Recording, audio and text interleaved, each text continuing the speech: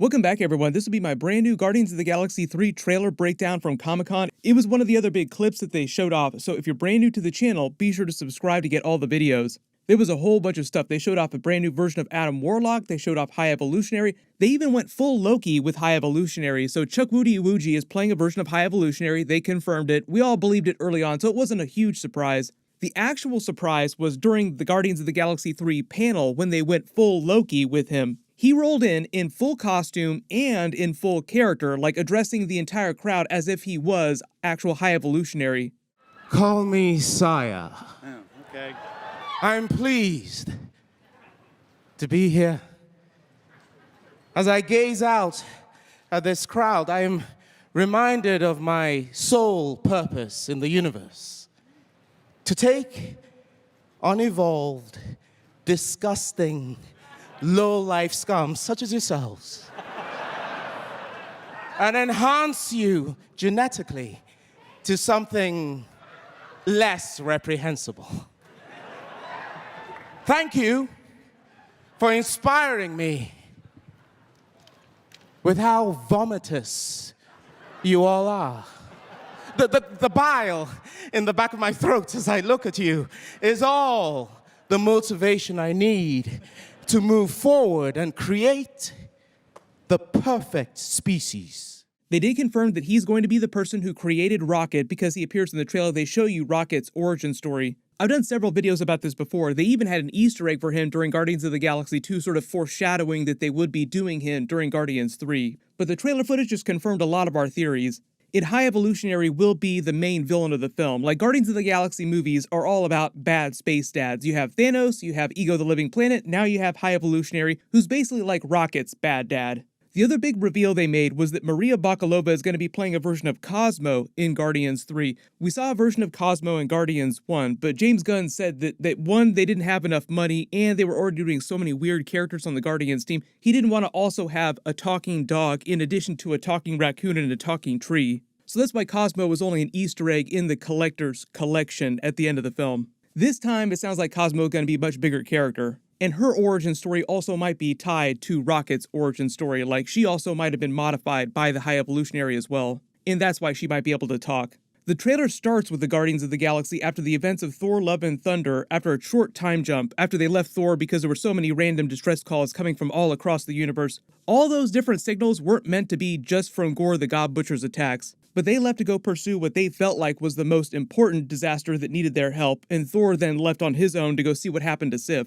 So the first scene in the trailer is happening way after that, like after they've already saved a bunch more random people and these other signals that they detected. They've set a new appointment to meet the new leader of the Ravagers organization. They're on their ship, the Benatar. It gets attacked and disabled, and they pull up on this giant other ship, which is like the Ravagers' main ship during the events of the movie. They open the airlock, all the Ravagers pull weapons on them, though they're getting ready to shoot them on sight, and Peter Quill has to try and calm them down, like, we're one of you, don't shoot us, we're also Ravagers as well. It doesn't help, and then Nebula steps forward and says, we're here to see Gamora, and it just blows Peter Quill's mind, like he had no idea that the new, younger version of Gamora from 2014 has become the new leader of the Ravagers since Avengers Endgame. So now as of present day, she's like badass space pirate Queen Gamora at the beginning of the movie. Then as you see Peter Quill's mind being blown, you see Gamora walk through the Ravagers on their side of the airlock, saying they're early. She does look like she has a few extra city miles on her, like she looks a little bit different than you last saw her during Avengers Endgame. Her hair's a little bit longer, it's a little more unkempt, and she has a new Ravagers jacket, kind of like the Ravagers jacket you saw Nebula wearing during Thor: Love and Thunder. Then the Flaming Lips song, Do You Realize, kicks in and plays across the rest of the entire trailer as the camera pushes in on Peter Quill's reaction to Gamora. The standard Marvel Studios logo comes up and plays, and because they haven't released their next big movie or Disney Plus series yet, it was the same version that you saw during Thor: Love and Thunder with like a little bit of Miss Marvel footage, a little bit of Moon Knight, and a little bit of Doctor Strange 2 footage in it. But then they did the same thing with the logo that they did during the Black Panther Wakanda Forever trailer, where like everybody is now getting their custom version of the logo for each new movie and Disney Plus series. So the traditional Marvel Studios intro that you'd expect to see transitions to like the custom Guardians of the Galaxy 3 version, and it's like a white design fading into red with the letters in the backdrop against what looks like wood, and the logo itself has this kind of distressed, weathered look as if it's chipping off like paint. I think the wood is meant to represent the wood of Groot's body. They show some new panning shots of the Guardians of the Galaxy, starting with Peter Quill. He starts talking to the new Gamora, saying that she was everything to him, and they show a flashback scene to the first Guardians of the Galaxy movie, Guardians of the Galaxy Volume 2, with them dancing on Ego the Living Planet. You see the new Gamora kind of reacting to him, telling her all these things. There's a separate scene of Peter Quill wearing a helmet, telling the new Gamora that he misses her, and she responds by saying, "That other Gamora wasn't me." Then you see a completely different scene of all the Guardians of the Galaxy getting ready to jump out the airlock wearing a bunch of spacesuits, and all the spacesuits are actually the colors of the Infinity Stones, with one exception. Like, there's no purple, but there's blue, yellow, orange, green, red. They jump out the hatch towards this giant structure, and this might be a version of MCU Half-World, because so much of the movie deals with High Evolutionary and Rocket's origin story, and Rocket comes from Half-World inside the MCU. They start transitioning to the Guardians of the Galaxy 3 custom lettering style, saying directed by James Gunn, and then there's a new scene of Nebula looking up at that structure, and then they flash the new Guardians of the Galaxy 3 logo that looks like this in front of her on the surface. So they make it look as if Nebula is looking at the new Guardians 3 title, and the title itself transitions to the custom language that you saw in the first Guardians of the Galaxy movie, like this custom alien language, but it still says Guardians of the Galaxy Volume 3. There's a new scene of Mantis walking through their ship, and then there's a Rocket Raccoon flashback scene to his origin story with a hand reaching out and touching a very small baby version of Rocket. This is probably the High Evolutionary's hand getting ready to modify him and enhance him with his cybernetic parts so that he can talk and walk around on two legs. Like, it's a very scared, tiny little baby version of Rocket sitting on all fours. He looks like a regular raccoon would look. He doesn't have any of his cybernetic parts yet. They show you the back of the High Evolutionary's head with his special suit. His full suit looks like this, like they show you his face right after this, but this is what he looks like in broad daylight.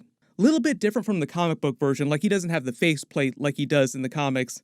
In the comics, he actually started life as a normal human called Herbert Wyndham, and then eventually became the High Evolutionary. His origin story in the MCU might be a little bit different, like he looks humanoid, but I don't know if they're going to say that he used to also be a human from Earth. His comic book origin story, interestingly enough, is actually connected to Scarlet Witch's origin story too. We'll see if there's any Easter eggs for that in the future of the MCU. He used to have a base that was in Mount Wundagore that was connected to what was going on with Chthon, the god of chaos, chaos magic, Scarlet Witch's origin story. I'm not completely expecting all those connections with this version of the character though. They show you High Evolutionary's lab with all of his tools that look really wicked that he uses to upgrade Rocket and his other creations. There have been a lot of behind-the-scenes shots of other animalistic-looking characters that look more humanoid now that were also probably modified by the High Evolutionary. Like, we'll see a bunch of other creations kind of like Rocket, but they'll all be different types of animals and different types of people that he's upgraded. They show you a first look at Will Poulter as Adam Warlock. This is what he looks like. Notice how he's got his own special suit given to him by the Sovereign. He's also got a gem inside his forehead like the comics, but it's not the Soul Stone like the comics. It's just a gold-looking gem that's the same color as the gold of his skin. But the really cool connection between Adam Warlock and High Evolutionary, which they're both doing in the movie, is that High Evolutionary in the comics is the one who gave Adam Warlock the soul gem in his forehead. Originally, he didn't have that, and he did that in order to help Adam Warlock fight Man-Beast, and it looks like a character in the movie is playing a version of Man-Beast. So even though the plot of the movie will be different from those comic book stories, they're doing some Easter eggs for that. James Gunn didn't reveal what was going on with this new gemstone, but it's probably just like what they did with White Vision, giving him the new control crystal in his forehead that was not the soul gem, like it was intended to replace the soul gem. The one that they gave to White Vision was just intended to be like a focusing crystal that he used for attacks. It's probably a similar situation with Adam Warlock's gem. It's probably just another weapon that he can use or something that he can use to amass more power. Overall, he looks great. I wasn't sure what to expect, but this actually looks pretty fantastic. There's a couple quick shots of the new version of Gamora. There's another new character that doesn't look familiar, but he also looks like he's been upgraded by the High Evolutionary. You see what looks like a regular suburban street on Earth. It might be a flashback to Peter Quill's childhood because all the cars look like they're from the 80s. You see a new version of Peter Quill, Drax, and the other Guardians wearing the traditional Guardians costumes from the Annihilation Conquest comic book run. That was the run where this MCU version of the team came together for the first time, but when they did the first Guardians movie, James Gunn kind of changed the story of how they came together. So this is them just going back to that comic book deep cut. There's a fight scene with Peter Quill wearing that new comic book accurate suit, going back to back with Groot firing their weapons. Obviously, Groot doesn't fire weapons, like he just grows his parts. It looks like Groot starts out being the same height as Peter Quill, but then in the middle of their fight grows bigger and bigger and bigger. So I think that's them just teasing that he will grow back to his full size in the movie. Vin Diesel called him Alpha Groot, like the most version of Groot, because then it zooms in on Groot's face, and his face seems like it gets older, more mature, and bigger than it seemed during Thor Love and Thunder. There's a couple other scenes of the Guardians of the Galaxy in their Infinity Stone-colored suits flying towards that new half-world structure. They show you a new scene of the same type of creature from the beginning of Guardians of the Galaxy 2 with the tentacles, the rows of teeth getting ready to attack. There's a couple flashes to scenes with the other Guardians like Nebula, Mantis, all crying, going crazy. And then it ends with Peter Quill talking to the new version of Gamora about opening yourself up and the idea of family in general. Like he's slowly trying to win over this version of Gamora back to the family, so to speak. They also said a big part of the movie will be the Nebula and Gamora story, because the whole idea in the first Guardians of the Galaxy movie was Gamora trying to save her sister because her sister Nebula was still kind of drinking the Thanos Kool-Aid. Now it's kind of flipped in reverse, and Nebula is the one who's trying to save Gamora. Because it's coming out in May next year, we'll probably get the first trailer by like the end of this year, then probably some more trailers when Ant-Man 3 Quantumania comes out, because it's like the next film after Ant-Man Quantumania. James Gunn also revealed that this was the last Guardians of the Galaxy MCU movie with this roster of the team. So in the comics, I think the whole idea is that they just cycle the roster. The Guardians of the Galaxy as a group will continue, but some of the characters will die, some of them will continue, and they'll cycle in new characters. Really good example of that is Adam Warlock, now in the MCU, really OP character. In the comics, eventually he joins a version of the Guardians of the Galaxy. I think they might do that in the movies. But everyone post all your theories in the comments below. If you spotted any Easter eggs in the trailer footage that I didn't talk about in the video, just write it below in the comments. I've done a couple big videos about Marvel Phase 5 movies, Marvel Phase 6, Avengers 5, Avengers 6. I'll put links for that down in the description below so you can learn all about that stuff.